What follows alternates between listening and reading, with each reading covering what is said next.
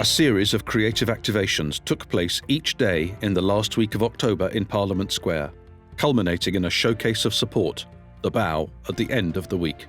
The aim was to showcase the breadth of live events and the technical supply chain that support them, and that live events need government policies in place to help people to return to work, and further financial aid until everyone can return.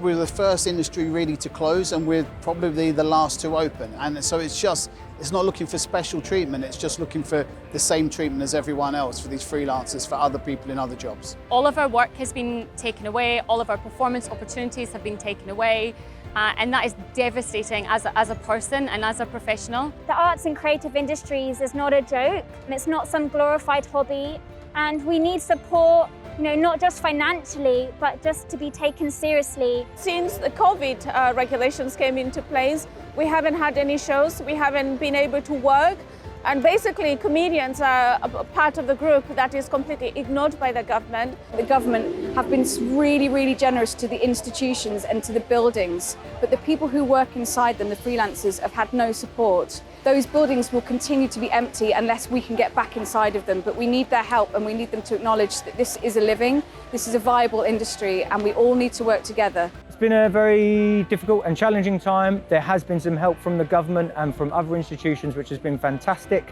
On a personal level, it's been okay. I've managed, I've coped, but I know there's lots of people that didn't qualify for the grants, things like that, and the money that the government have given to all the theatres is enough to keep the buildings open, but it's not enough to keep shows going, to let the theatres open and actually operate in the proper way. How can the government underestimate the power of art and culture?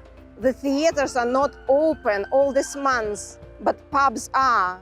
Where's the priority? We've all worked so hard all of our lives. We've put so much money, so much training in, so much blood, sweat and tears into this for them to turn around and tell us that we should retrain and go into different sectors, and it's not fair. I would ask the government to give a higher regard for our sector, which, if you strip the emotion away from art and culture, and you have to look at us as a business model at the very, very least. And you have to know that we're bringing over 10.8 billion a year to the UK economy. And if that alone is not enough to help us, to make us significant, then what is? Creativity and the arts is not just a job, but it's our calling as human beings in this society right now.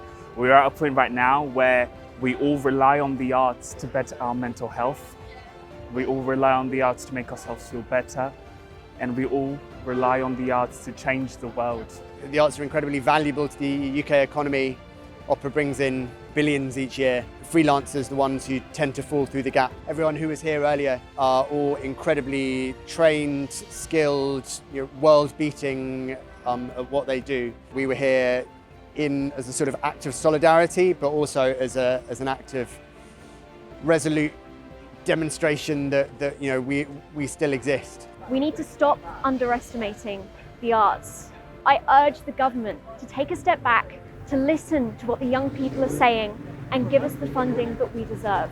We need to bring ourselves together at events like this to promote what we do and to tell the government that what we do is valid, it's important, and that we can stand as a unit and uplift the arts, do what we love, and continue to make it possible for generations to come.